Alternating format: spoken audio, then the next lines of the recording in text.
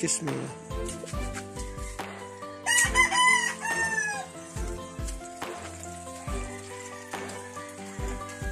Ayo.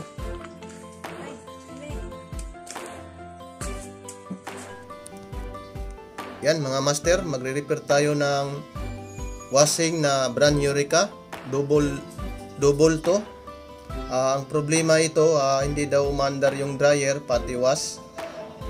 Ayan, bubuksan natin to para malalaman natin. Una natin gawin, i-tester muna natin kung okay ba ang iyang continuity.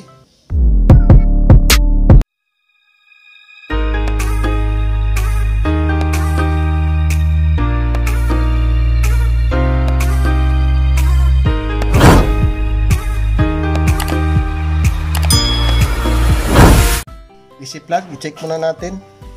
Tingnan natin kung may continuity. I-range natin sa times 10.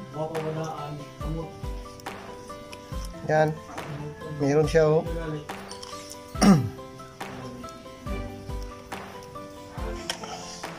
Then, ano natin dito. Then, i-on natin.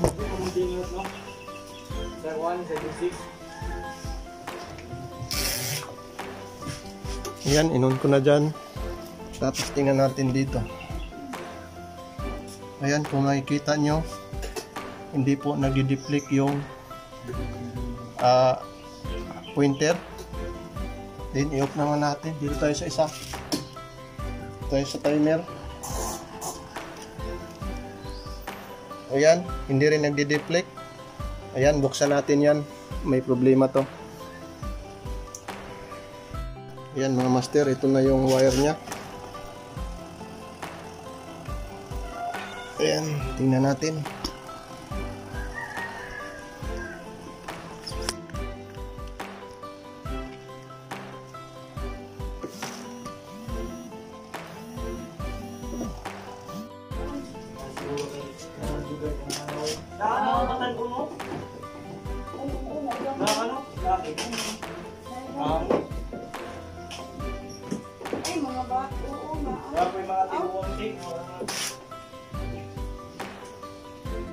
Ayan mga kamaster, na putol pala yung switch niya para sa timer. Para sa dryer. Ayan. Tanggalin natin to. Ayan mga master, ito yung timer sa may-ari. Sira na ito. Ayan mga master, ito yung sa may-ari. Tester natin. Pandarin muna natin. Ayan o, kung makikita mo, parang mahina na yung tunog. Ayan, i-tester natin. Ito yung common nya. Dapat magdi-deflect siya dito pag nilagay. Ayan, tingnan natin. 10 seconds. 1, 2, 3, 4, 5, 6, 7, 8, 9, 10. Hindi siya nag-deflect. Then ito naman. 1, 2, 3, 4, 5, 6, 7, 8, 9, 10. Kung makikita nyo, hindi nag-deflect yung pointer. Sira na po ito. Ito yung sa atin. Yan, i-tester natin. Yan, ikutin natin.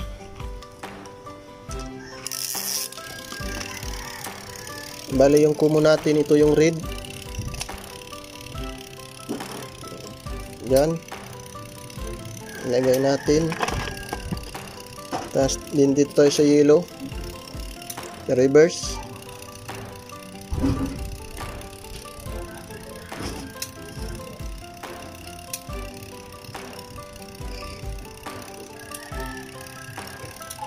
Ayan, meron. Nakita nyo, meron. Ayan, namatay siya.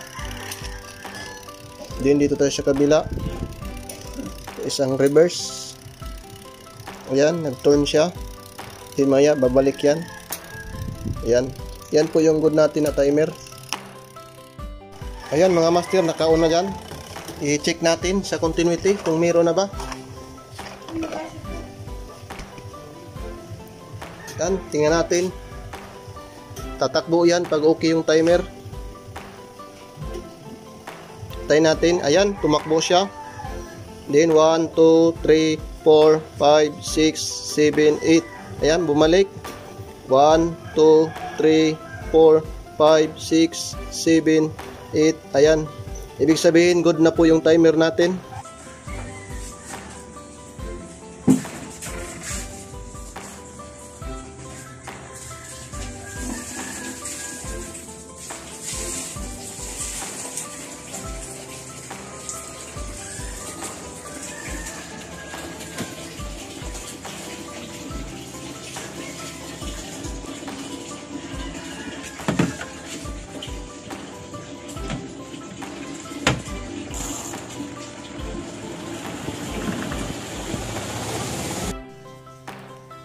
Ayan mga master, pasensya na kung hindi ko pinakita yung pag-aandar ng wash. Ayan, pati yung pag-test ng kapasitor di ko rin napakita. Pati paglagay yung timer switch at kasa putol na timer, spin timer para sa dryer. Sana po itong video na ito may idea kayo kung paano ito i-repair, paano i-tester. At salamat nga pala sa kapwa ko technician na mga vlogger na laging sumusuporta na panonood sa aking YouTube channel. At sa mga bago at napadaan sa aking channel, please huwag niyong kalimutan paki-subscribe yung channel ko para laging updated kayo lagi sa video na i-upload ko. Hanggang dito na lang yung video na ito. Maraming salamat sa inyong lahat. God bless you all.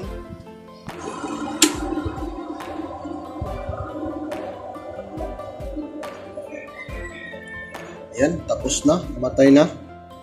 Tingnan natin kung tumuyo na yung damit na dinadryer.